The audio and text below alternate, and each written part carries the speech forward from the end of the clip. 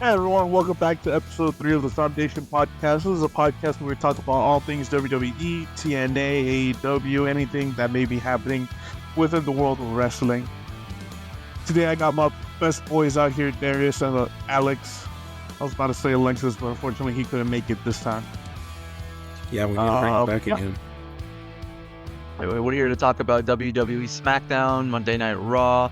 Got a couple of other topics that we like to discuss, like the TNA WWE agreement that they've come up together with Talent Exchange. And Penta's debuting. Pentagon debut on the Raw. Yeah, I can't wait for that one.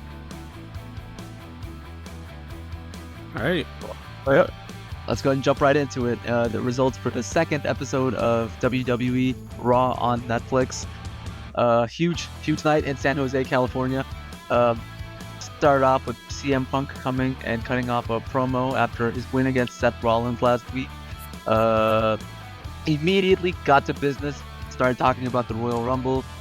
Talked about his experience last year and how it didn't end the way he wanted to. He came very close to winning it, but not only did he lose, but he also got injured. So now that he's dealt with his business with Seth Rollins, he wants to go ahead and jump right into the Rumble and get that World Championship main event that he still has yet to have in almost 20 years, WWE. Where do you see his chances of actually winning the Royal Rumble? Personally, I don't see them. I still don't see them. I still don't see a CM Punk main event World Championship match this year. No main event at all. Not just like you can still be in a main event without winning the Royal Rumble. You don't have to be in the main event without it necessarily being a World Championship match. But I don't know. I don't see whatever match he has eclipsing Gunther as world champion or Cody Rhodes as world champion. Either of the other two probably bigger stories than anything CM Punk first come up with in my mind right now. What do you think, Danny? The chances of him winning the Royal Rumble, honestly, slim. Just because of everyone that's already announced that they're going to the Royal Rumble. I mean, obviously the biggest hitter, Roman Reigns, he's gonna be in there. You know, you got John Cena, you got Seth Rollins, CM Punk, you got Drew McIntyre, Rey Mysterio announced on SmackDown also that he's joining, but we'll talk about that later. Might cash in on Kevin Owens. He might do that. That leads to just like you have all these. I feel like just with those that I just listed off, like those 5 or 6, I think CM Punk is easily like the bottom of that list in my ranking of who is gonna win. But who knows? Maybe Punk steals one from Drew McIntyre yet again. I mean, he's beaten like all the top stars on Raw. He's beaten Seth Rollins, Drew McIntyre. Well, that's it. Okay. What the match is that? Dirty Dom, Madison Square Garden. Hey, but they never got the rematch. They didn't, or especially not on TV. On that note, though, since we were talking about the CM Punk segment, it also kind of led into Rollins, like Danny just said. Seth Rollins coming out and also declaring for the Royal Rumble, which led to McIntyre also coming out and declaring his name in the Royal Rumble with McIntyre's specific purpose. I groaned whenever Drew McIntyre came out and seeing these 3. Oh, I before I caught wind, like, oh, they're just declaring for the Rumble, I was like, oh my gosh, they about to lead into another match. But honestly, one of the greatest feuds we've had in like recent time. Like great matches, great promos, great everything. Like the only ones that like are on this same level would be like Carmelo Hayes and Andrade. You know, they have like their 7-game series. Every match was fantastic. I feel like CM Punk, Drew McIntyre, and Seth Rollins, they've also had equal quality of matches and promos. So seeing all three of them hating each other, all 3 of them in the ring, I thought it was great. I'm saying they did have great matches. It's just like let's move on to something else now. You know, they've had I- they've had a long feud throughout 2024. You know, just something new. I thought this was leaning into another match. I'm cool with it being like Royal Rumble, which was what it was. But whenever I saw that, I was like, oh, I hope they're not having like a Saturday night main event triple threat because we've been here, done that with these guys. Honestly, with what Drew was, because I'm not gonna lie, I feel like Monday night Drew kind of cooked the other two in the promo. He does, but But he's lost so much. I know, but well, what I'm trying to say is Drew kind of hinted at like an anti-bloodline faction, you know? Man, I've It been was talking like, about that, yo, bro. y'all even our feud like has nothing to do. We need to focus on the real problem. Roman Reigns like getting back in power. We can't have that again. Or He's like, I distracted Jay. I kept him from the match. Y'all did, yeah. y'all didn't do y'all's part. He didn't lose that match, but like He distracted.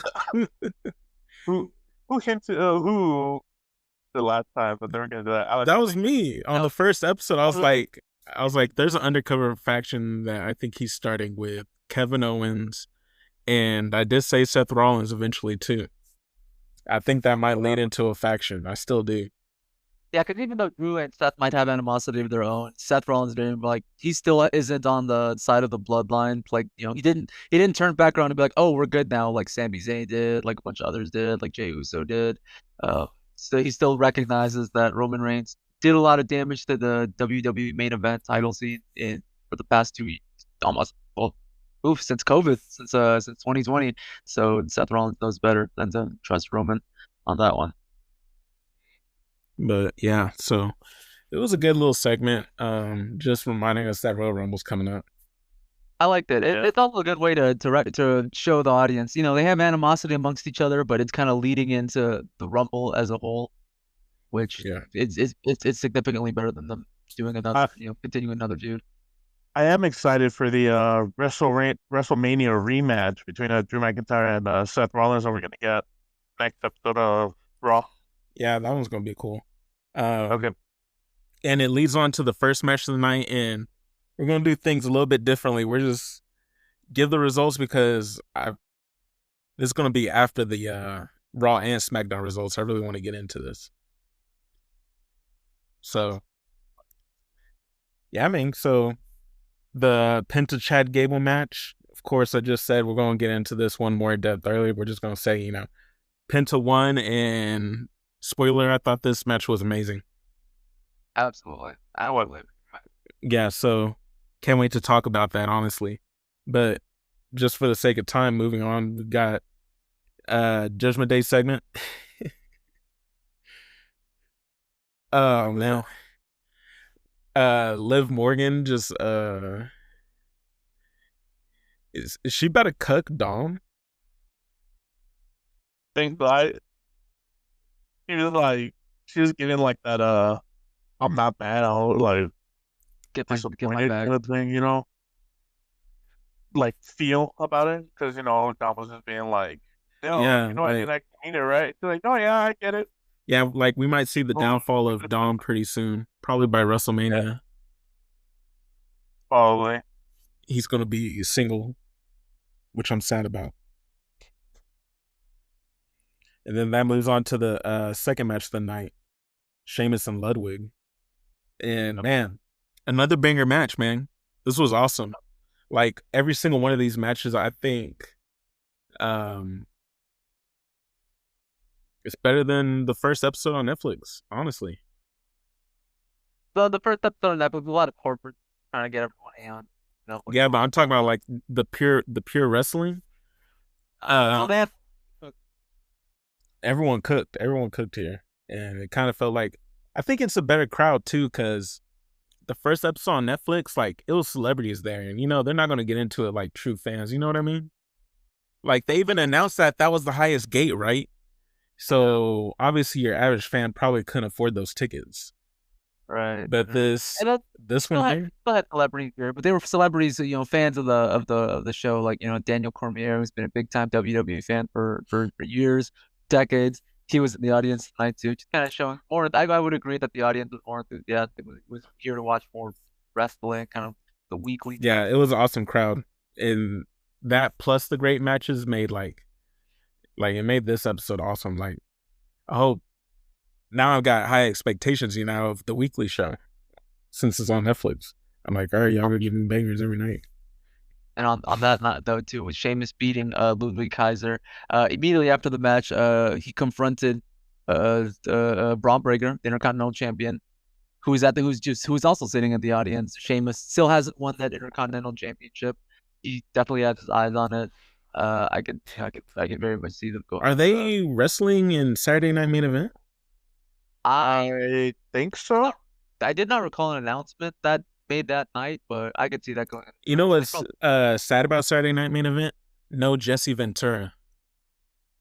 And I thought he was awesome, but it ain't confirmed, but a lot of people are speculating it's because since they brought Hulk Hogan back, and I think they're going to use him for promo for Saturday Night Main Event too. Those two have beef. They have legitimate. They hate each other. What'd you say, Danny? Say like they do have legit beef. Yeah, like Jesse Ventura tried to get the wrestlers unionized to get healthcare and benefits and stuff, and Hulk Hogan went behind that back and snitched to Vince McMahon. Ratted him out. Yeah, he's a rat. And it sucks because I thought Jesse Ventura was awesome at the last Saturday Night Main Event. I did too. Very, very charismatic. Very like. It gave it that feel like Saturday Night Main Event. I think Jesse Ventura. He felt very alive at his old age. And very charismatic, very energetic, very animated. Yeah. Like, honestly, like if you didn't go off of looks, it feels like he never left. Yeah, you need the red, white, and blue ropes. You need Jesse Ventura, and you need this more retro feel. Yeah, and I think I don't want Hulk Hogan art always in that retro feel. I hope they always keep that retro feel because I did like it. It kind of it kind of brings me back to the, I don't know, I guess you want to call it the golden age of wrestling. Yeah, definitely. I think that's the whole point, right? Yeah. Well, in any case, I went ahead and looked it up. They did confirm that Jey Uso, once again, not Jey Uso, Sheamus and Ludwig Kaiser will have a match at Saturday Night. Yeah, I figured they weren't going to try to overbook Royal Rumble. And speaking of, why not? It's 2 nights, right? It's 2 nights. I thought it started this one that's going to be in Cleveland, right? What to check it out. No. Oh, no, I'm thinking of the next SummerSlam. And Saudi Arabia is 2 nights. Ugh. Saudi Arabia. It will be the first time outside of the United States in beautiful Riyadh, Saudi Arabia. 2 nights, and they're going to be at 10:30 a.m. Or calling to work. I want to spend my middle of my day, Saturday, Sunday, watching that. I do. We've done that before. We're no strangers to watching those Saudi Arabia. But bro, that's my rare video gaming time. You know what I mean? You can have it on in the background. You can have it on in the back. Doing a promo, talk about his dominance, saying, I want a shot at that championship, the one that you think I'm not good enough for, the one that I've never earned. Single, Jey Uso competing for singles gold and winning some last year, but still hasn't won that big world title. And he believes in himself, and he's putting himself out, and he's challenging Gunther on Saturday Night Live. Try to hit him with the Rocky promo. But it's a Saturday Night Main Event. You hope to see big things, big results come out of Saturday Night Main Event, and not just another weekly episode. But honestly, I don't see Jey Uso. Not at all. I don't see him winning. Not even close. They'll make him look good. He's gonna put he's gonna put a big fight, and they're gonna make him look really good. Hit the But 6 moves I of don't think Goose. he's winning. I don't think he's winning at main event. Nah. I don't think he's gonna win one of the main titles like this year. Honestly, I hope not. I ain't gonna lie. I've long past time addressed. So every time He's right. He's right. Every time I say no way this dude's winning, then he wins. No way is he beating Braun Breaker clean. Oh man. No Just way to lose he's it a beating little bit Drew later. McIntyre clean at the debut episode of Raw on Netflix. He wins. In 2025, I did not make the mistake of underestimating. That's smart. That's smart of you. Uso. So I see Jey Uso, big World Heavyweight Championship. Speaking of a championship, the next match, man. I ain't gonna lie. Watching it again, it warmed up on me. The match. This was an awesome match too. The Women's Intercontinental Championship. yep. Valkyria versus Dakota. I ain't gonna lie though. The wings are clean, man. There's no getting around it. I'm not a fan of her. She had the full wings out now on her entrance. Yeah, it looks big. No, it doesn't. No, it doesn't. Man, I'm a fan of it. I'm a fan of hashtag team wings. First off, Valkyrie had white wings. I don't nitpick, but she looks like a crow. She has feathers everywhere. It's more bird than person. Whenever it should be more person than bird. That's all I'm gonna say. I love the match.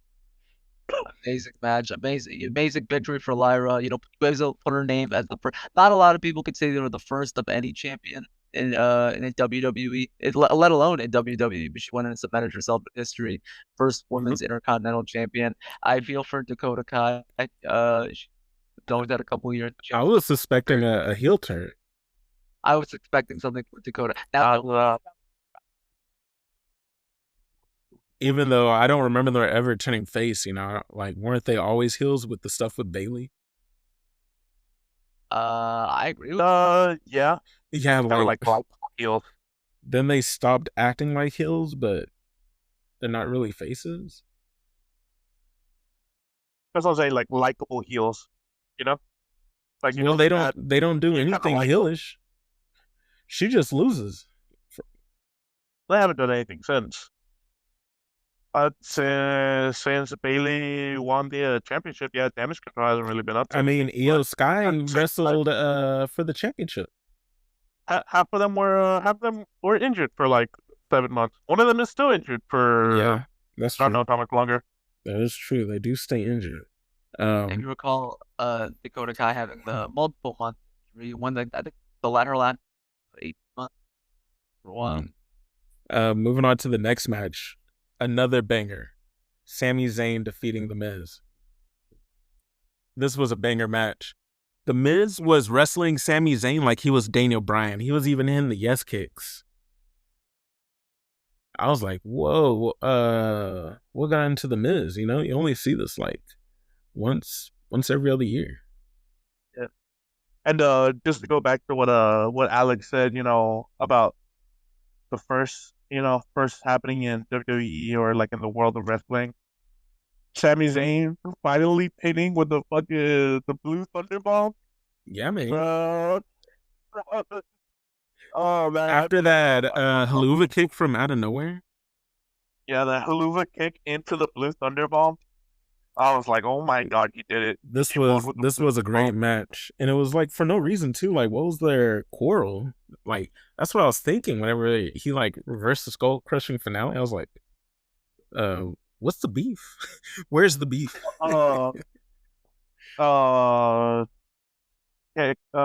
Miz was having another promo with Karrion Kross and Bootleg Judgment Day, and they ran into Sami Zayn. And the Miz just started like talking trash for no reason. And he was like, "Oh, okay, you want to talk trash? Let me go ahead and get a match set up then." He was like, "Man, they just boxed straight hands." Great match. What is this? Is this like the fourth match of the night so far? Yeah, they had fourth match. There was. Yeah, not bad. And then we get Nia Jax looking great in the leopard or cheetah front. Yeah, declaring for the. She's the only one that's declared for the women's Royal Rumble, by the way. Rhea Ripley or Nia Jax? Nia Jax.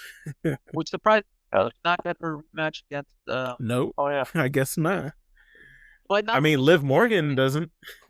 I understand that. Well, I find myself very intrigued that Nia Jax didn't even try to pursue earning another rematch of sorts against Tiffany. Yeah, especially with it being such like a deep rooted feud, like long feud between them. Like one match done, and it wasn't even a full match. Like this is a long running feud. Like they need to have a match. Like, you know what I mean? Like big pay-per-view match. Well, some sort of payoff there. You know, she gets cashed in on. Where's the grievance? Where's the retaliation? Where's the you took you pretended to be my friend for months on end, and then you cash on me in a weak moment. I want my title. What is she? Yeah, it's where they haven't had a match because it was built up. They were like, yeah, we're best friends, do this and that. You're not gonna cash in on me. That's been my issue with Triple H lately. He'll start and drop storylines and then pick them back up at random times throughout the year. Well, I think it goes back to like trying to give Tiff an opportunity to elevate the title, you know? Well, yeah, I'm not saying Nia like beat her. Like, yeah, obviously have Tiffany win, make her look good, and then end this feud, end the story, and they can go on and do something else. You know what I mean? Yeah, maybe it's just long term booking, you know? It's that start and stop booking, and he does it with Otis and Gable. We got Pete Dunne coming in every odd month, getting mad at being called Butch. Messed up our truth for no reason. And then carrying Cross just everywhere. And where's the Wyatt Sick? They got traded to SmackDown? Oof. When did that happen? Oof. Just online. They're in a rough spot, I ain't gonna lie. But moving on to the main event. Another banger match. Like every single one of these matches tonight were amazing. Was yeah. Yeah. And if y'all remember me saying I wasn't very excited for this fight. Because I was like, man, we've seen Finn Balor lose so many times. And he lost tonight, which is tragic, but the match itself was still great. And they actually made Damian Priest look good, because even in winning lately, he wasn't looking good, because it was like, come on now. But nah, he looked awesome coming out of this. He should be grateful. I'm sure he is, but man, Finn Balor, damn. Amazing. They kind of faked him out there with the stretcher happening. And pretending like doing that. That was when he threw him down the ramp in the stretcher. All I could do was shake my head. I rolled in. I was like, yo, that was. It's just crazy because Finn Balor has lost so much, so he kind of looked. I don't want to say he looked like a dork because I love Finn Balor, but he kind of did from all the losing, and now, bro, put you on a stretcher, and then he won't let you leave. I was like, damn, this whole feud has been an ass beating. It has, but honestly, I feel like the ass beating has been going both ways, because they do gang up on Damian Priest a lot. He used to be like a week couldn't go by where. Yeah, but there's been a lot of times he's fought them all off. You know what I mean? Like, Yeah, but like, the three of them jump in. He'll throw one out. He'll hit like some slam on the second one, and then go for the third one. But then the first one comes back, and then hits him in the back, and then they all just start dogging on him. yeah, but then we see Finn Balor getting pinned every time. I think that's worse, honestly. Like, yeah, you can jump, but Like, whenever it comes to the matches, you're getting beat. yeah, I was about to say. I feel like what they do is outside of matches, they'll dog on them, but then when it comes to the actual matches, they lose. Yeah, that doesn't help. I ain't gonna lie, but it was still a great match, and overall, this was an amazing Raw. Absolutely amazing. 10 out of 10, and I don't do that a lot. 10 out of 10 show. I could see that too. That Raw's continuing a very good streak of amazing shows, amazing talents, amazing showcases, amazing debuts, and hopefully next week they continue that momentum. Bro, this episode was so good. Like, it had AEW shaking in their boots. I ain't gonna lie. It had the fans shaking in their boots. They had everyone saying, yo, you need to leave and come do what Penta's doing. Yeah, and I'm not saying that's a smart thing to do because clearly not everyone could be Penta. But man, it had people freaking out. It had Penta's brother posting crazy stuff on X. Yep. He had a photo shoot of himself in a straitjacket, like basically saying he's a prisoner because AEW won't let him go sign with WWE. Man, All I'm saying is Penta needs to get his rematch against Chelsea Green. he will. That's all He I'm will. saying, bro. He needs that rematch. I want him. Dear God, hey, if he's a surprise entrant in Royal Rumble, in the women's Royal Rumble, like how Nia did the men's Royal Rumble, but oh man, let's move on to SmackDown. Let's move on to SmackDown. Once again, more Royal Rumble news here. As Danny mentioned here earlier today, Rey Mysterio did declare himself to be in the Royal Rumble. That's how he kicked off today. Brand split dead, by the way. Brand split dead. Brand split is dead. Well, yeah, I've got to give them a pass. They weren't in San Diego. Give them a pass every single week they do this, Danny. Come on, the brand split's dead. Not dead, bro, but it's The brand split's more dead than it was last year. No. Alex put it in the right way. He's the hometown hero. How are you gonna have a show without their hometown hero, bro? Especially one as big as Rey Mysterio. He has not been in every single San Diego show. Well, on top of how much it would mean to people in California right now, I'm sure they could use any morale boost that they could get. WWE's very good at doing morale boosts after tragedy. So definitely bringing in Rey Mysterio was the play. Was the play. Not hopefully, obviously not something we're gonna get to see every week, but they're in California. Rey Mysterio, area code 619. They do stuff like that, but a lot of times they do it off TV. You know what I mean? They do that a lot where you see Raw guys on SmackDown because it's their city, and they have like dark matches. That's true. But Rey Mysterio announcing that he was going to be in the Royal Rumble, where immediately Kevin Owens comes out, apologizing, saying, "I'm sorry for interrupting you." Amazing shirt. Blazing Mysterio, if you will. Did y'all read his shirt? What did it said? I have to read it, but I thought it was mocking Dusty Rhodes. It said the Canadian Dream, the son of a cybersecurity technician, a security systems technician.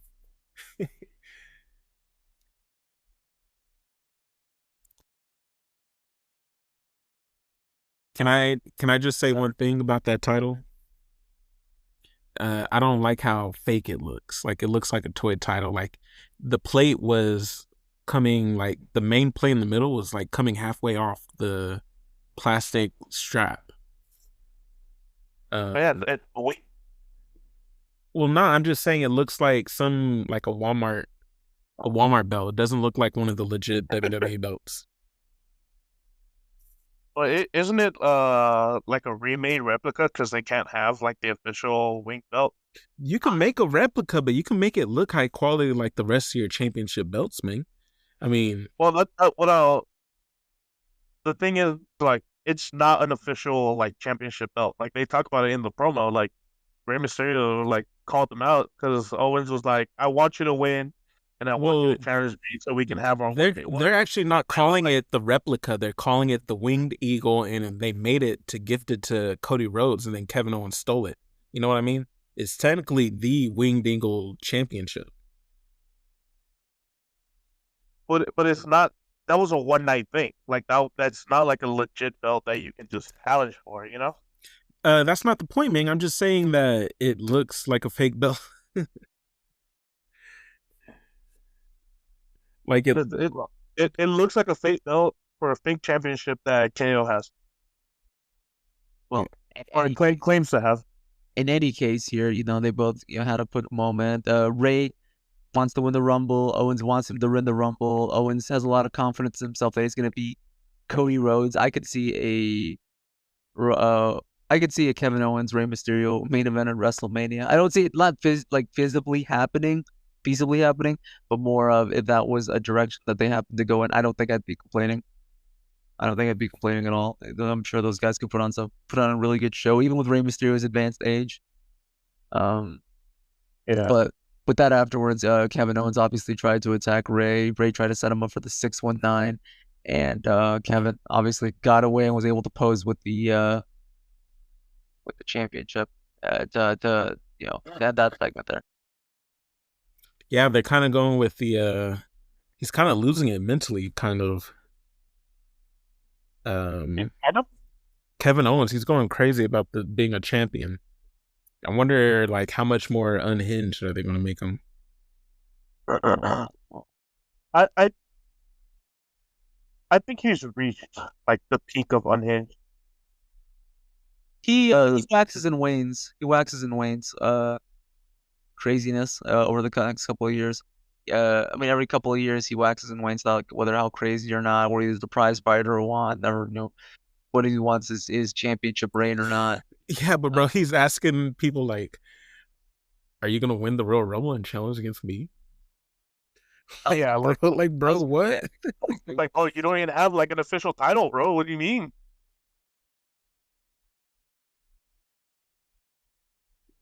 I thought he stole this belt because it looked cool to him. I didn't think he stole it because he stole it because he thinks he should be champion. I think that's what it was supposed to be at first.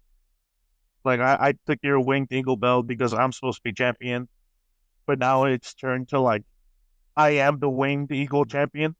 Yes. And it's like, you're not, because that doesn't exist. Uncrowned WWE champion, if you will.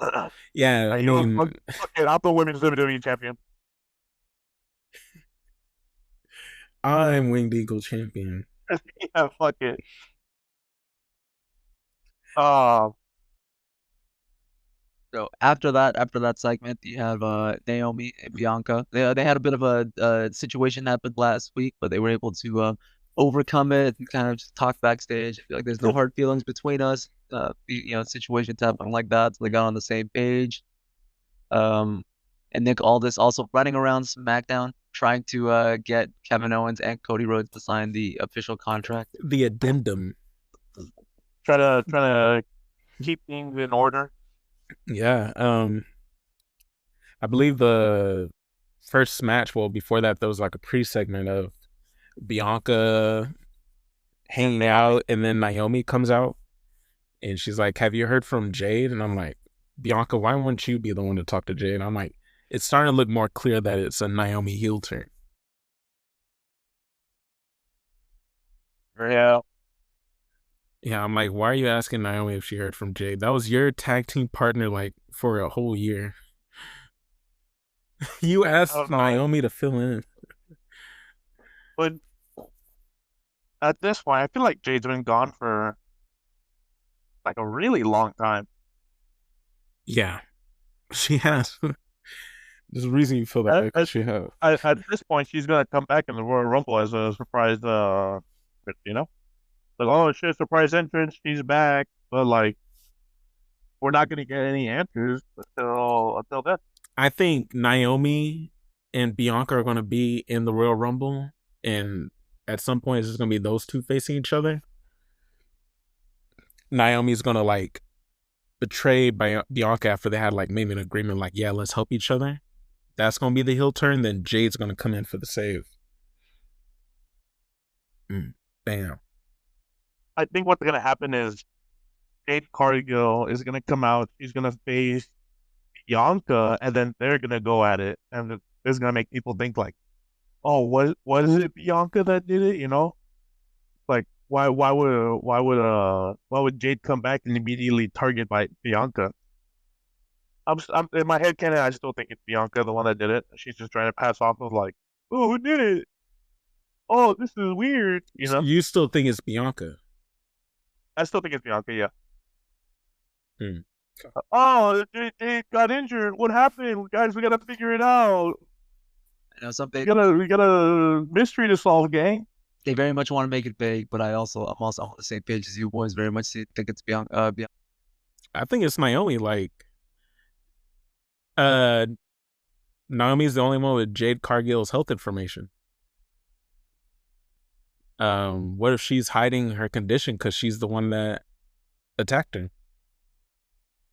But it also makes it confusing because why is Naomi the one checking on her and not Bianca? That's what I'm saying about the story, you know? Like, storyline wise, obviously it should be Bianca checking on her. Well, it leads me to believe that Bianca's the one who took her out to begin with because she's not checking up on her like that. Yeah, I feel like we're getting a very similar to the mommy and Dom situation. Well, And like, oh, you know, let me just say it like this: if Naomi really is the innocent one, then she is checking on Jade. And if Bianca was the one that attacked Jade, you would think Jade would be like, "Yo, my fucking partner betrayed me, Naomi. Don't trust her." You know what I mean? Right. Well, in any case, they had a match against Candice LeRae. And Nia Jax. With Nia Jax, they had a match, which is an okay match. Was an okay match. Didn't run for too long.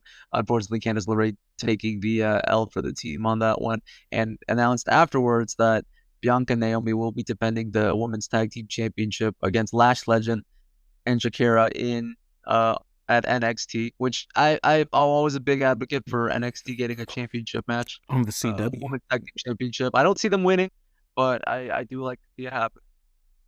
Yeah, it's their chance, you know, to get the shine. They're facing two of the top like WWE females. You know, you definitely need more tag teams, women tag teams, if you're gonna have like a 3-hour show, especially.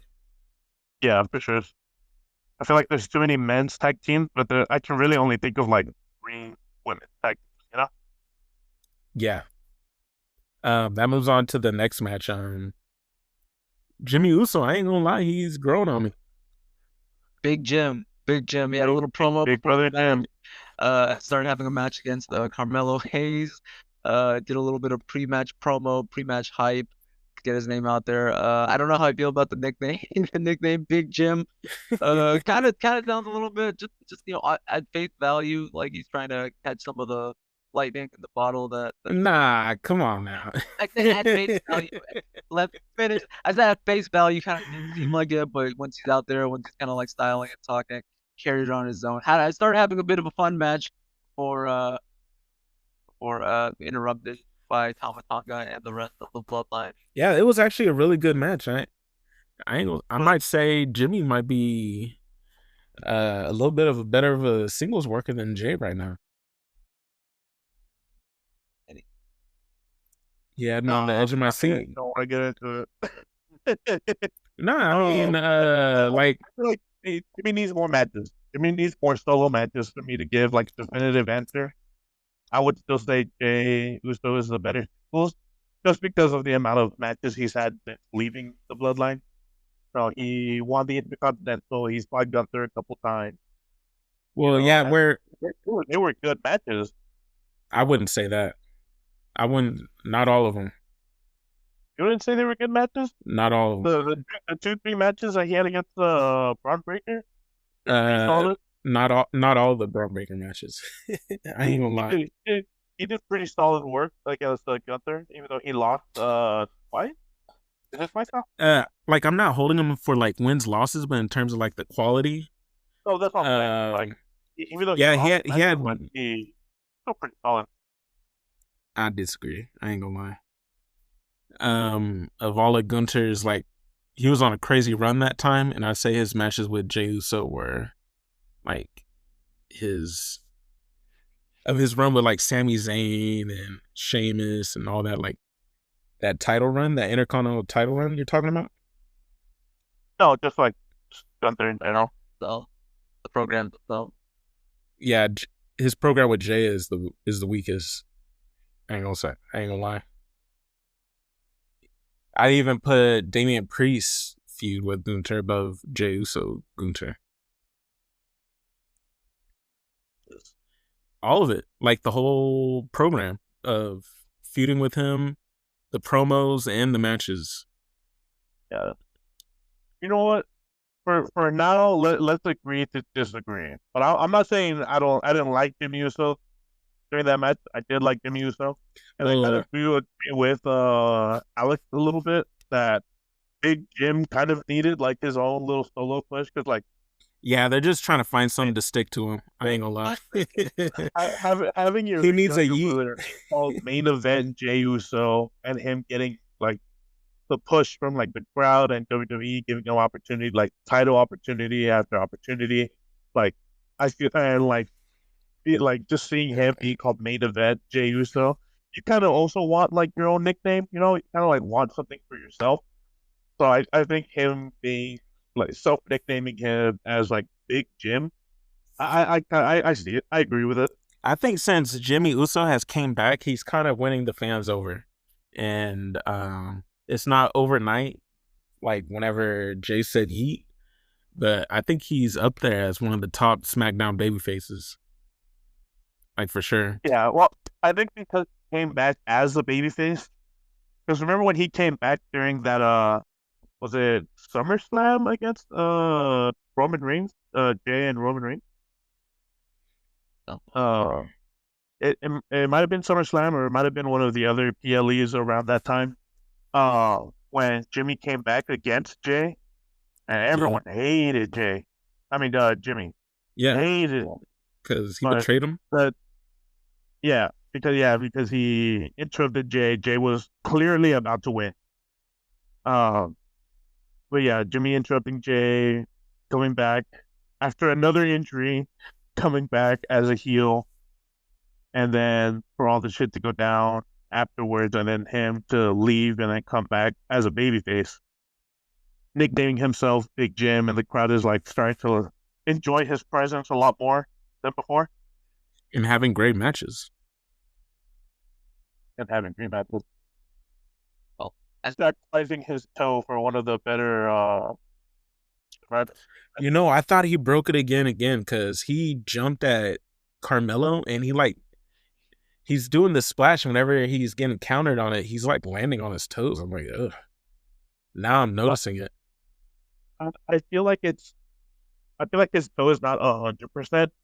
It's like a 95. But he's still like being cautious, or like he could probably still feel it a little bit, like whenever he lands. Well, he ain't conscious with his landings because he keeps landing like that. He's going to break it again. He needs to take lessons from Rey Mysterio. I'm telling you, 50 years old and still healthy. Got 9 more toes. Right. You're right. Then what are we calling them now? Still New Bloodline? Tama Tonga and the New Bloodline. And Jacob Fatu interrupted the match. I don't think they are the New Bloodline now, because the only reason they were the New Bloodline is because Solo was head of the table. Had what? I kept on wanting to say the Oofa Loofah, but the how do you say it? What is it called? The Ulafalo. The Ulafalo. There you go. Jesus.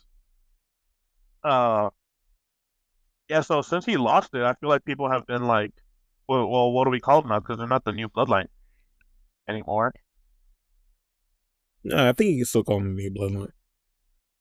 So I don't know. Yeah, We called OG Bloodline the OG Bloodline, and they didn't have the Ulafala. This is true.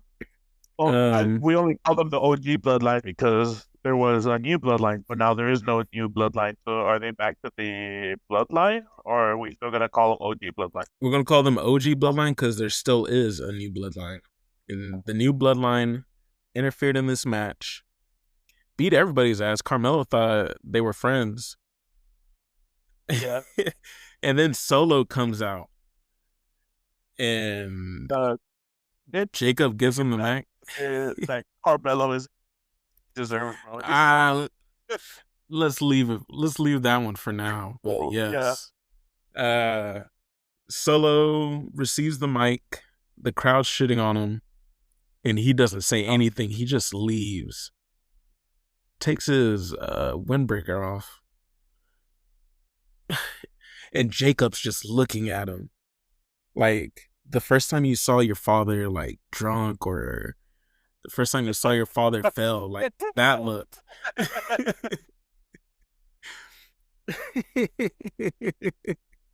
Like I'm like, man, I know that look.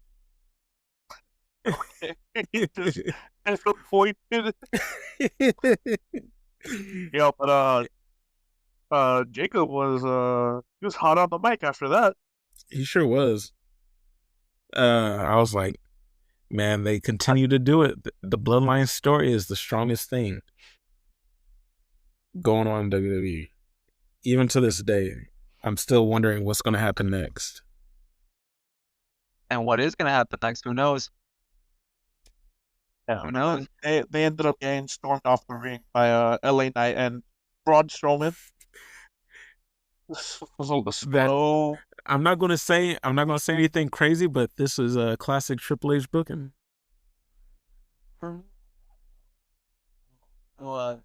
Do Braun Strowman and Jacob Fatu have an official match for Saturday night's main event?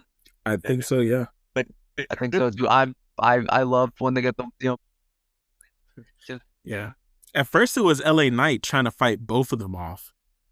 I was like, what the hell? I was like, are you not fighting Shinsuke no more?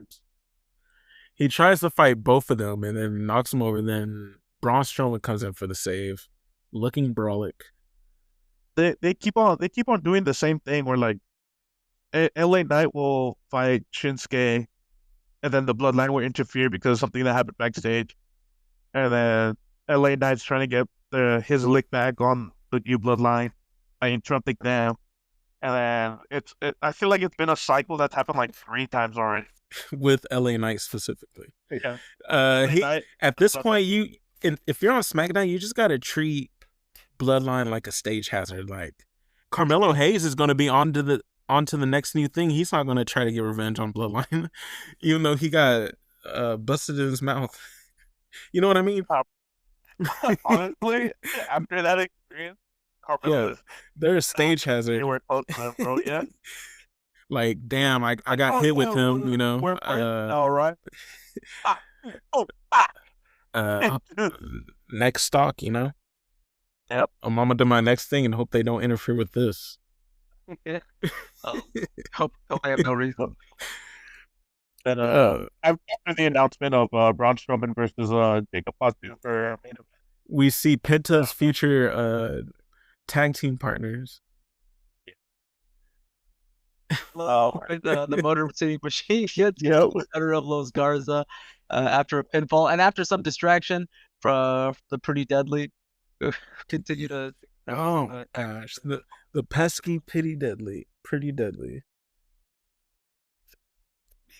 I hope you're happy, Alex. I hope you're happy. You wanted this. Yes. And now we gotta watch them every single week, but they with not wrestling them. They're not wrestling. Stage hazard. They're gonna interrupt and they're gonna promote their fucking musical. That's all they're gonna do. Yes, boy. Bro, it's hard to get a match without getting interrupted on SmackDown. I know, Nick Aldis. What are you doing, Nick Aldis? Every single match ends in disqualification or has some sort of like grievous interference. There's always just beatdowns at the beginning, at the end of the show. He's more busy about. He's more focused on getting John Cena's sloppy seconds. And he's also continuing to be focused on just getting those contracts signed. So he's able to have a segment with The addendums. still trying to get him to sign his contract. Kevin. Yeah. He's like, what is this? An addendum? I'm not signing an addendum not till Cody signs it. Yeah, like Cody was like, I'm not gonna sign it until Kevin signs it. Oh my god. So, I'm like, get this shit off my screen and give me the bloodline. Acting like children, bro. They're acting like children. Golly, Cody is so boring in the show. I'm telling you. Bro, what? Look at this. Look what the Bloodline's doing. And look what Cody's doing. They're feuding over who's gonna sign the addendum first. Like, that's the story right now. And Bloodline, we got a potential third faction going on with Jacob Fatu. You think Jacob's going to rent off and do his own thing? I think he might betray Solo. Man, I called that from the beginning. Oh. And then Zilla Fatu's going to come in and team up with Solo, and then you're going to have OG Bloodline, Solo Bloodline, and then you're going to have the Tongan. And, the Fatu bloodline. There's too many bloodlines. No, I'm good. You just want to see more addendum signing. No, I'm good with bloodlines, bro. Well, all I'm saying is I'd rather watch that. Like, I want to see where that's going. I don't want to see these two dudes arguing about signing an addendum. Come on now. Sorry, you're making it seem like they've been trying to sign this addendum for like 3 months, bro. They've been trying to sign it for 3 hours, and that's already too much. They've been trying to sign it for 3 hours. Just Yeah, and it should have just been done. Like, to make it like hype it up for. That title signings always happen like match, you know? Yeah, but it doesn't. Yeah, but I'm saying the build up for this one's boring. That's what I'm saying. There's been better title signings. I'm not biased. Just because it ain't Cody, I'm biased. If I don't say everything Cody does is great, I'm biased. That's crazy. I can't say John. Hold on, hold on. Listen to me. If I say John Cena, Randy Orton contract signing is more interesting than this contract signing, do you think I'm biased? Or do you think that's a legit opinion? No, that's a legit opinion, but I feel like you're hating on this one so much because it's Cody Rhodes. Nah, if he does something good, I'm gonna say it's awesome. If he does something boring, I'm gonna say it's boring. Man, you always say that, but all I hear from your mouth is bad, dude. This shit from Cody is fucking sucks. You want to know why? Cody's stupid, bro. You want to know why? Because it does. Yeah, tell me something. Tell me something good that Cody. John Cena, AJ. Right. John Cena, AJ. I mean, not John Cena, AJ. Cody Rhodes, AJ. In France. Yeah, it was banger. Now, the I Quit match was trash, but the first match was awesome. There you go. I thought that WrestleMania main event was amazing.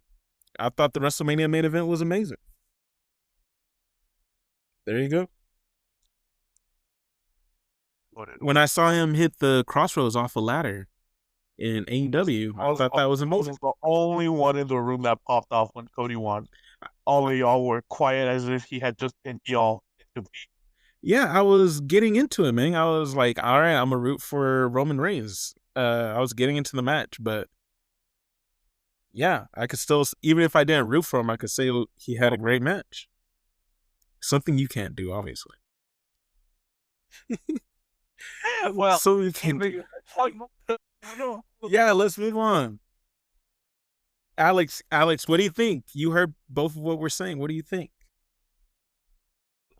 Well, why don't you go? Am I making valid points? I think you both are making very valid points. I believe there's very much an element amongst us, and it's okay to admit that we sometimes have irrational, rational, irrational, or just general biases towards several directions of how we feel the product or matches are going in. As you guys have known, as it's very known in this podcast, I have the past have had irrational hatred towards everything that Ricochet did during his time at WWE. Inside the ring or on the microphone, even when he did something good, I would always crap on it pretty emphatically. I'd always find a reason to not like it.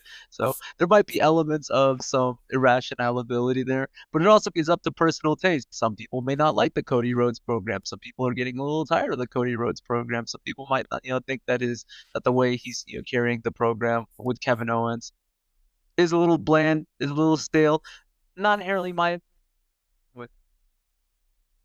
I do say it's easy to get swept up like that, but I don't think when I come to judging wrestling, I don't think I'm like that because, from experience, us growing up watching Roman Reigns, WrestleManias, Goldberg, Undertaker, the Brock Lesnar matches, you've heard my opinion about those.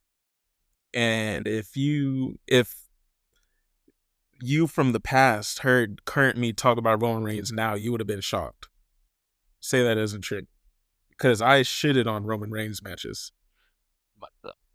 but Danny is calling me like a glazer of Roman Reigns, which is crazy to think.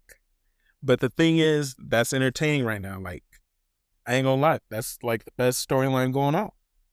So I'm giving Roman Reigns his props. If he goes back and does the big dog shit, yeah, you're gonna hear me say some crazy things. Slander. I'm rewatching Lyra Valkyrie, just bird-like entrance. It's giving Always Sunny in Philadelphia whenever they were like those chickens doing the wrestling show. Oh yeah, I know. There's Birds of War. Yeah, Birds of War. All right. Anyways, moving on. Finally moving on. Piper Niven versus defeated BFAB during pinfall once again with some interference. Chelsea Green at ringside being obscenely annoying and trying to gas Piper Niven up to much of the chagrin of BFAB, but it paid off for her. Hit her old finisher. Yeah, the Piper Driver. Piper was able to get the win, but he afterwards they started to attack BFAB and Michin, who still feels like she has some unfinished business with Chelsea, came out and made the save. I can see this continuing a little further on. I can see them having another championship match. And are they having a Saturday night main event match? They have not announced anything yet. Right now, as of now, there's only 3 matches on the Saturday night's main event. No, I thought we named like 5 already. Saturday night's main event is a what? It's on the 25th, I believe. It's next Saturday. Yeah, next Saturday. So last time, how many matches do they have? They have about 4, 5. No, I don't remember, man. I personally don't remember either. I don't. I think they're gonna announce one more tomorrow. I could see them announcing 1 or 2 more tomorrow on Monday Night Raw. Yeah. Moving on from this match, we get a classic Triple H segment. Sorry, that was my phone. Johnny Gargano attacking Apollo Crews and just like bashing his head against that equipment crate. Unwarranted. Johnny Gargano. Yeah, I'm like, whoa, where's the beef? Like Johnny Gargano and DIY just both, and his DIY partner, Tommaso Ciampa. Just unhinged after winning the championships, unhinged after just turning on the audience and turning on whatever it does, for victory. But Apollo Crews, like, why would it attack? Yeah, interesting what they're gonna do. The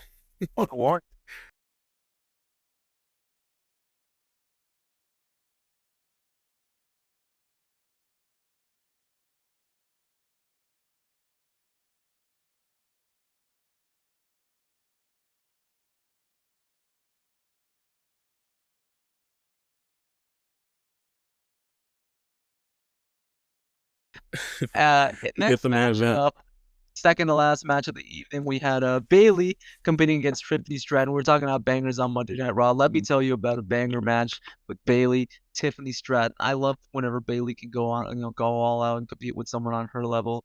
Real quick, this was the last match. You went over the Kevin Owens and Rey Mysterio match. Oh, okay. Should we start that one over then? I thought we said the next match.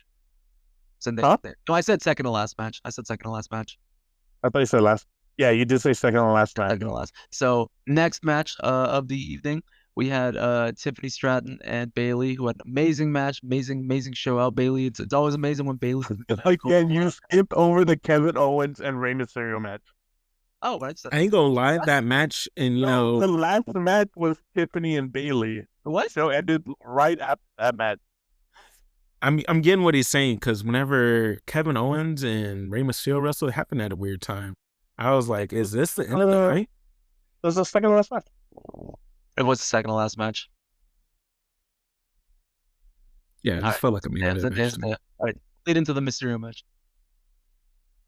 Why isn't it? Yeah. All right. Why are we quiet? Oh, you want me to lead into Kevin Owens, Rey Mysterio? Oh, sure, I guess. Yeah, Kevin Owens. Next match, we have Kevin Owens defeating Rey Mysterio. It was actually a pretty good match for television. The whole time I just couldn't get over, man. I'm gonna say it again, Brand Split's dead. We got Rey Mysterio wrestling on SmackDown. Oh, okay, whatever. And I knew he was gonna lose, because every time someone's in their hometown, they always lose. They've been doing this forever. I think so too, but then I was like, not to spoil it, but Bailey had her match against Tiffany Stratton after this one, and I was like, there's no way they're gonna have Tiffany lose, right? Because Bailey is also from San Diego. So I was like, maybe they're gonna let Mysterio go over because it's in San Diego, and then let Bailey lose, you know? But no, apparently not. Yeah, they both lost in their hometowns. Yeah, but Rey Mysterio was pretty good this match. Didn't a lot. Continues to show that that stem cells definitely healed up his knee, and that's crazy. He looks great. Looks better than ever. I saw a South Park episode about this with the original Superman. Yeah, where he was taking stem cells and he was getting superpowers, like in real life. But yeah. And they had like that where Kevin Owens pretends that what's his deal? Mysterio. Yeah, and what's his deal? For the pile driver. Like, what's your fucking problem? It's because in the first segment he was like, "You remind me of my son Dom." Yeah, like, bro, you're being. I'm not Dom. What do you call? He's like, you're being irrational or some shit like that. Yeah, you're delusional. Like my son Dom. That's what he's like, I'm not like your son Dom. I'm not like him.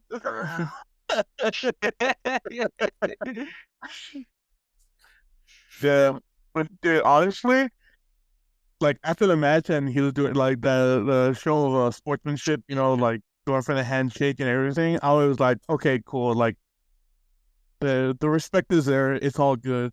And then I saw him go for the package pile driver. I was like, dude, not on Ray, bro. Legit on anyone but Rey Mysterio, dog. Yeah, like halfway of like him like trying to pull him up or whatever. That's when Cody Rhodes comes in to save the day. Starts beating on Kevin Owens, pushes him out of the ring, and then Owens snakes away to the crowd. Yeah, it leads to them both relinquishing the belts to Nick Aldis.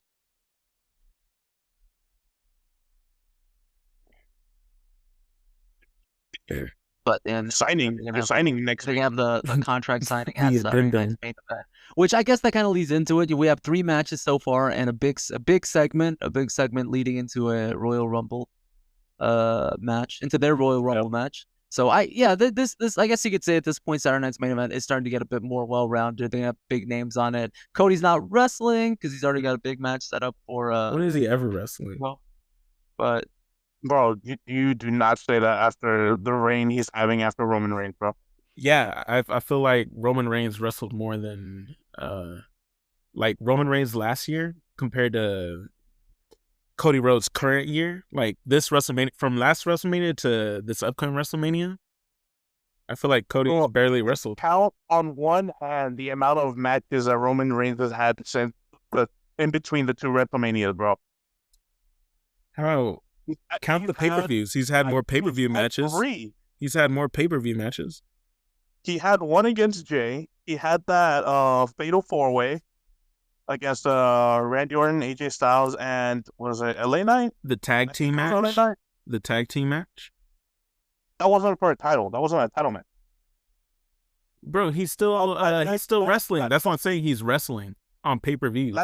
That match, and it was for the tag team titles. It was for the tag team titles. You're right. I forgot he had the tag team title also.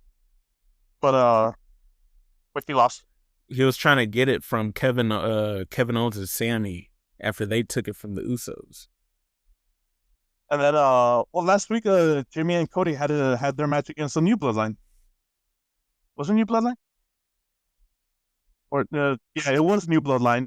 Dropped that one. But, okay, here, so we'll do the research. We'll save it. Any other match? Let's save this. We'll do the research next week. Let's bring up the matches. Let's bring up the last year of Roman Reigns and compare it to this year of Cody. Okay. All right. Moving on. Main event, Alex. Final match of the night. Main event of the night with Tiffany Stratton and Bayley having an amazing match, and a fantastic way to finish off the wrestling week with WWE. Just continue to have amazing matches on Monday, and following off with Bayley getting to finally continue to show off her strengths and someone who can compete at her level. And obviously, there's no one better at this level right now than Tiffany Stratton. Very athletic, very young. Came in through the Performance Center. Yep. Was groomed to be one of the best, and a clean win over a big star like Bayley kind of continues to put her on the map, continues to put Tiffany Stratton on the map. That was my match of the night. Obviously, I like to think it's a lot of other people's. Hit her with that amazing moonsault. To prettiest moonsault ever. Prettiest moonsault ever. I like that little bit of beef that Bayley has with Roxanne Perez. They did have a little word exchange in the middle of the match there. Yeah, I'd like to see a Bianca Tiffany pay-per-view match. That would be a crazy match. You know what I want? I want Roxanne Perez to be in SmackDown, bro. That's what I want. Now that she finally lost her title, she's titleless. That'd probably be after WrestleMania, right? But yeah, Roxanne is definitely going to come out in the Women's Royal Rumble, and she's going to get drafted to either SmackDown or Raw the next draft. I to see her and Bayley kind of going at it for a little bit too. If they still don't announce Bayley for another championship rematch, or yeah, well they had a little bit of a feud. Wait, Bayley would get a rematch, but not. Well, if they decide for whatever reason, I'd be like, what the hell? They still have another couple weeks. They could have a number one match amongst the ladies there on SmackDown. But that being said, though, Nia already announced herself for the Rumble. Yeah, you're right. Bizarre. You're right. Yeah, that's kind of where I go. It's kind of like freed up the championship, maybe a potential championship match. That doesn't make sense. Doesn't make sense. But overall, a good show of SmackDown. It was a good week of wrestling. It was. AEW, I don't have the numbers in front of me, but they did some good TV, and not counting Max. I'm sure there's a lot of people on Max. I think Kenny Omega being back for them really helps. Well, he's their star wrestler. He's their star. No, I know. I gotta be on that the Texas Globe Life Stadium match, all in. I gotta be there. We have to be there. It's the biggest show of AEW of the year for AEW, right there in Arlington. No excuses for us to not be there. We'll definitely all get tickets to be there, and hopefully have an amazing show. And with AEW, you never doubt the wrestling in general. Yeah, Kenny Omega's back, man. Hopefully they have more of him, less of Chris Jericho. Absolutely. Less Chris Jericho off of our television screen. But it was a good week of Like wrestling. Chris Jericho needs to bring back the list, bro. No. Can he? Jericho. Can he bring back? Maybe for like a non-wrestling. Maybe a tablet. He could be like, you just made my tablet. You just made tablet. You just made my Excel sheet. But that was Raw and SmackDown for the week. Moving on, we skipped over it, but obviously the highlight for me was Pentagon Jr. Oh man, everything went right for this. Everything. To him end up getting leaked, and they decided to just go, fuck it, we're gonna put his mask on the store before Monday Night Raw. It worked because people got the mask probably at the stadium. You saw people with Penta masks while he made the entrance. It made him look more like a star. Chad Gable, we talked about this. Like, I predicted a squash, but I knew that they could have an amazing match. And thankfully, they went with the amazing match part. And I couldn't be happier. Dude, the way Gable sold that Mexican Destroyer? the Mexican dude, the way he sold that was wild. I honestly, I saw it, I was like, he's dead. He died. He died in ring. He's the way he just went limp and like bounced. I was like, wow, that's crazy. Speaking of Chad Gable, man, and Alex, I want to hear your opinion of this match too, but real quick. Speaking of like Chad Gable, WWE every now and then gets like this lightning in a bottle. They had it with Chad Gable with Gunther, and they kind of like missed it with that.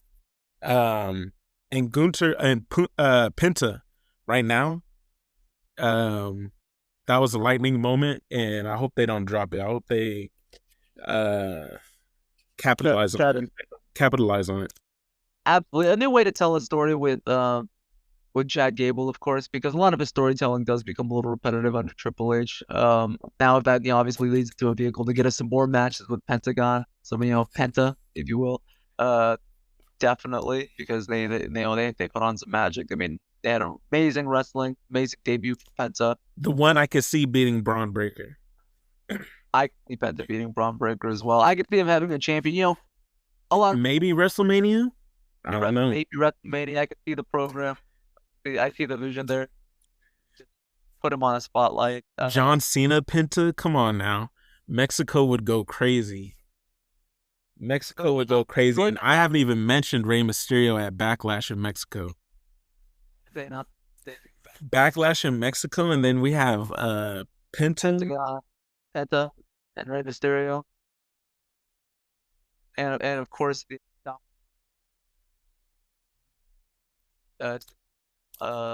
do you think that would real deep cut? Do you think that would piss Conan off, seeing if they do Penta Rey in Mexico? Like, I know he'll always be boys with Rey Mysterio, but like, he kind of, I wouldn't say made these two, but man, they were once a time his top guys, and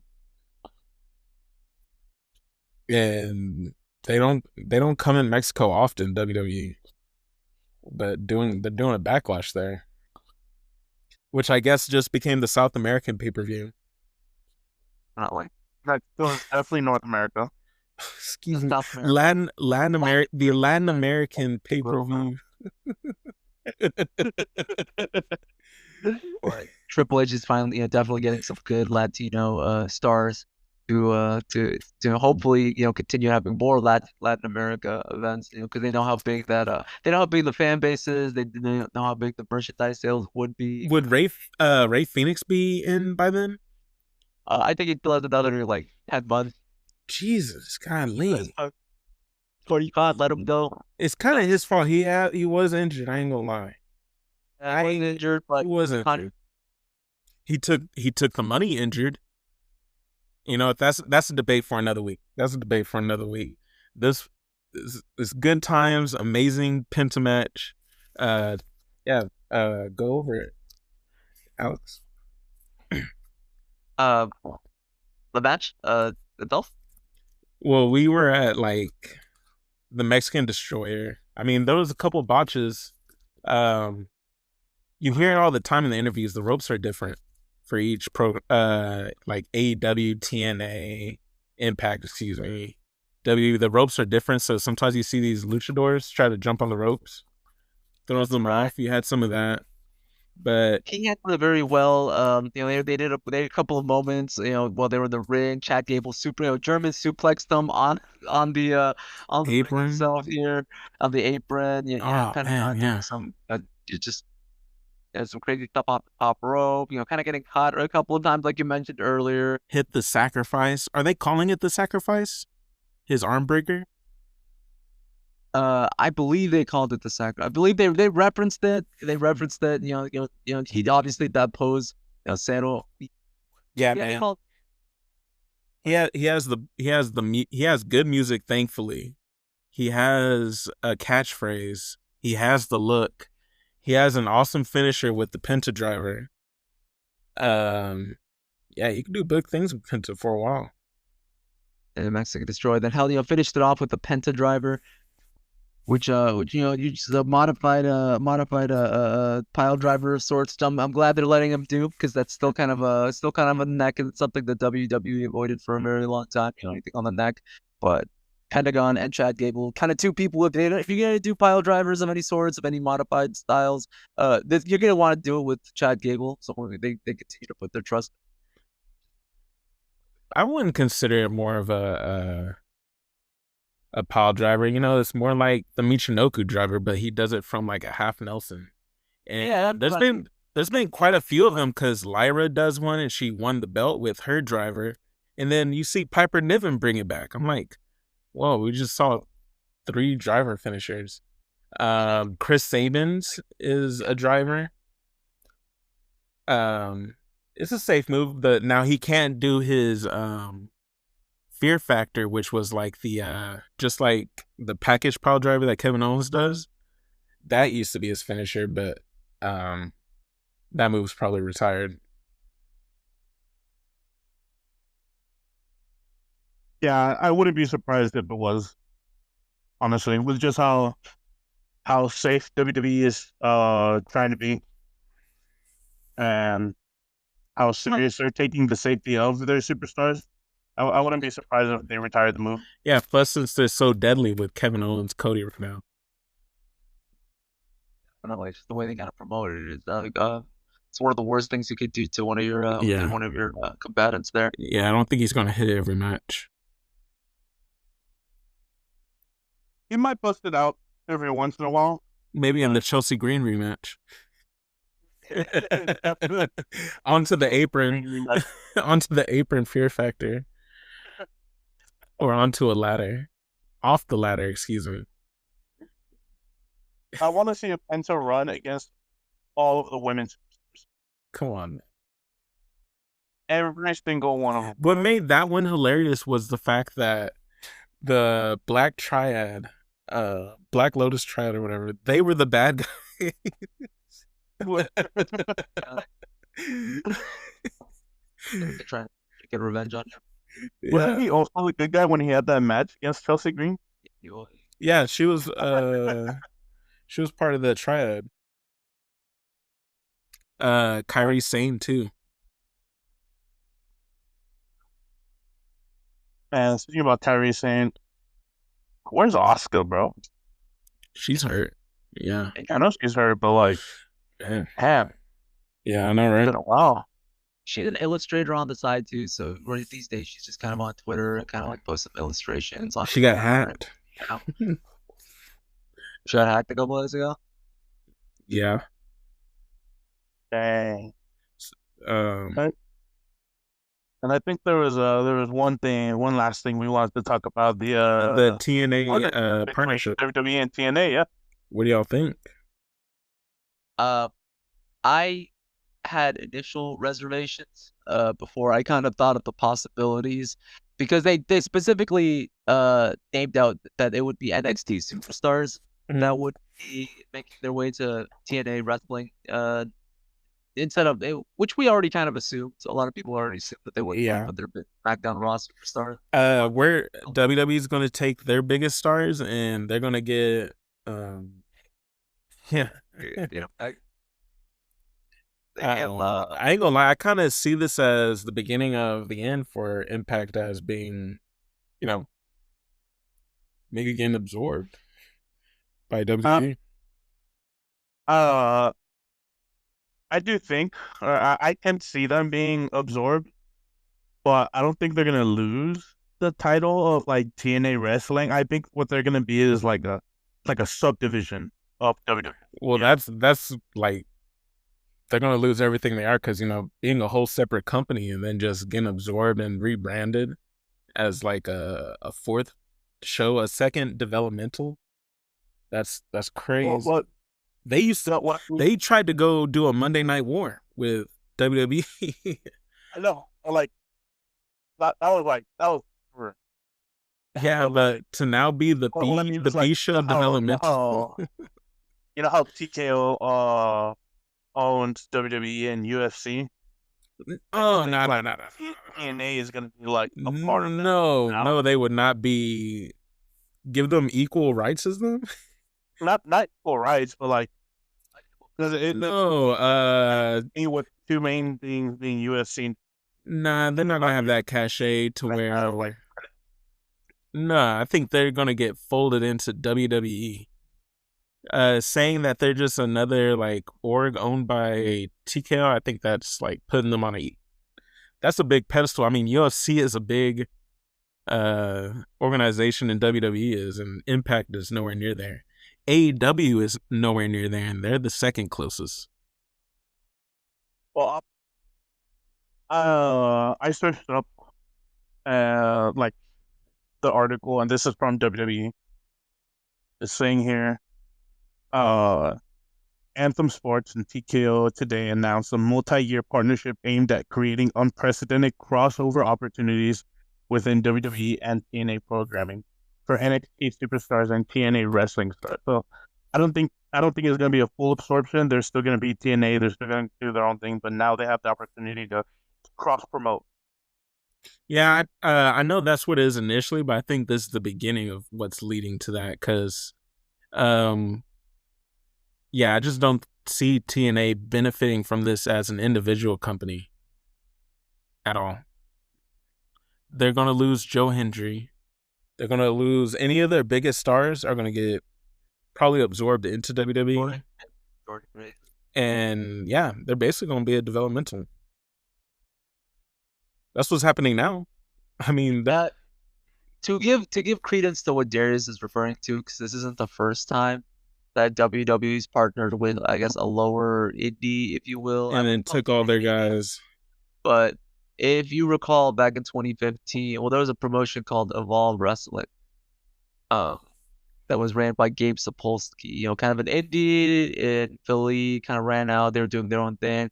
Around 2015. WWE started to promote their pay-per-views and show them on the WWE network. And they were doing a lot of cross promotion. A lot of the Evolve guys at the time were kind of having matches with like Finn Balor, Tommy End, who everyone knows as Aleister Black, and a lot of the talent that are in WWE these days started off in Evolve Wrestling, like Austin Theory. And eventually kind of came to the Johnny Gargano as well. Kind of came to the point where WWE bought them out, after taking their best. They've been doing that for years. I mean, look at MLW. They got people doing interviews, their own wrestlers interviews, like, yeah, my time in WWE is going to come one day.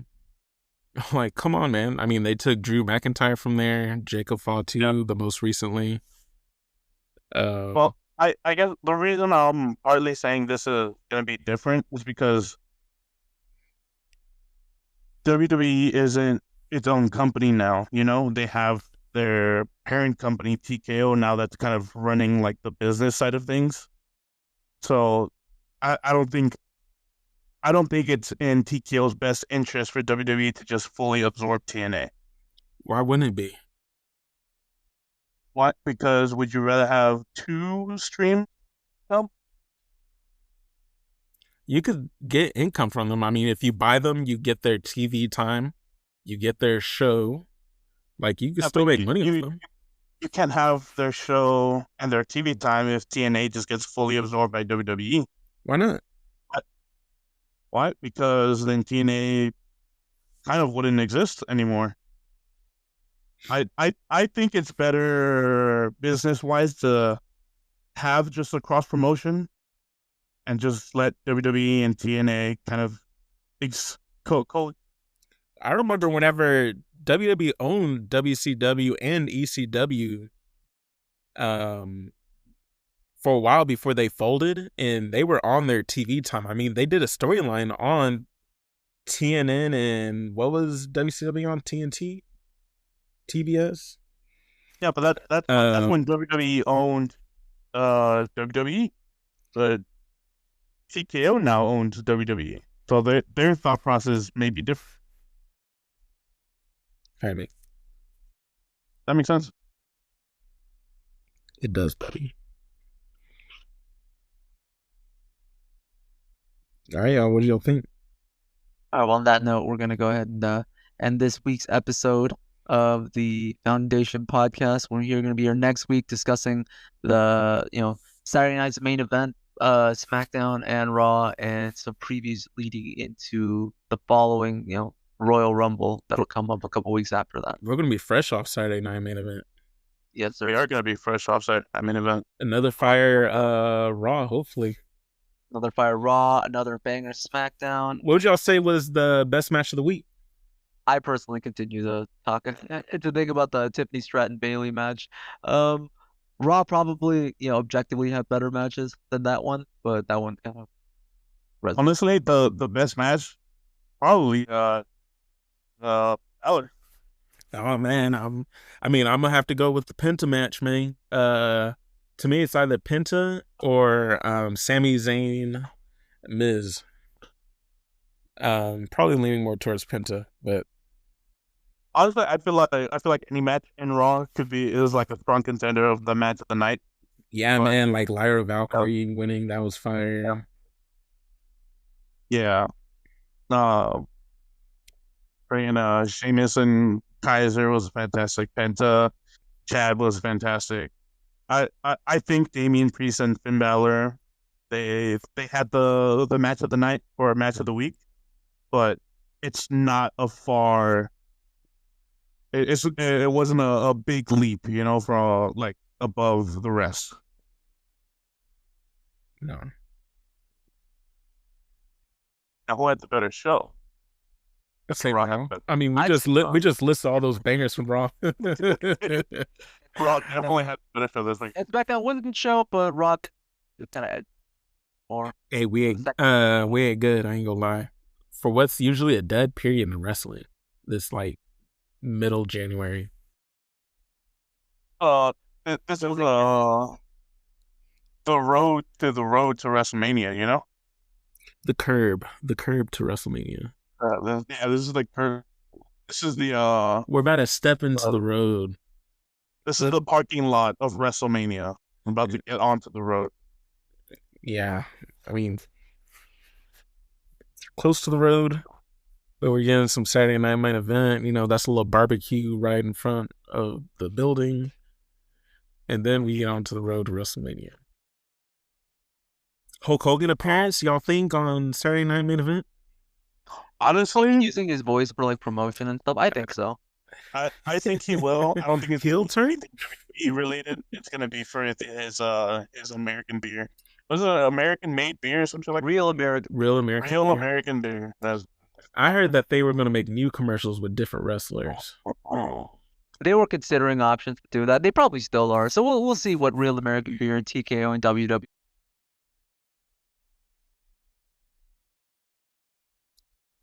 Oh yeah, before we go, JBL, Monday night on Raw. Oh yeah. Speaking of Hulk Hogan, you want to talk about someone who did amazing PR everything Hulk Hogan did wrong, JBL did right in terms of turning their PR around. Because JBL's name was in the mud for a bit, but I'm actually happy for him, and he's a real cool guy. Yeah, you know, him doing an indie trail last year or two, he's having a good time redeeming his name. But a lot. Yeah, him just like talking on Twitter, like sharing like stuff about matches, talking about the Eddie matches, Eddie and the Brian Kendricks match, or the time whenever he stiffed what was it, the Outlaws or Public Enemy? definitely. Oh, or the Blue World Order. Ooh, no. He didn't bring that up, and he didn't bring that up. I mean, that's one of his like dark stuff, but he's became real likable online, and now that he's coming back to Raw, that's awesome. Also excited to see Michael Cole and Pat McAfee announcing Saturday Night Main Event. Oh, I thought he wasn't going to be on. I thought he was getting replaced by Wade Barrett. This week he is. This week This week. This week he is. We have a WrestleMania rematch tomorrow as well with Drew and Seth. We have a WrestleMania rematch tomorrow. Sammy's gonna be on the mic. Jey Uso is gonna have some words. Lyra's gonna talk a little bit tonight. It's just it's already lined up. Celebrate. Yep. On Netflix. On Netflix. Yep. On Netflix. MLK Day. Are we going to see New Day? Wait, at least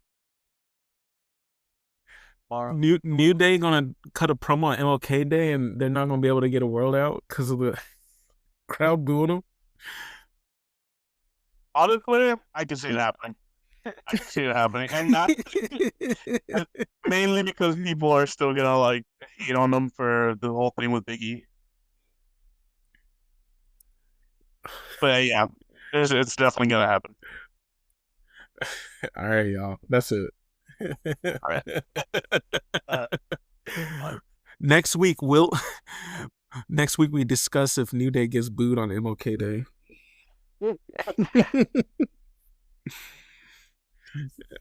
All right. I'll see you. That's it.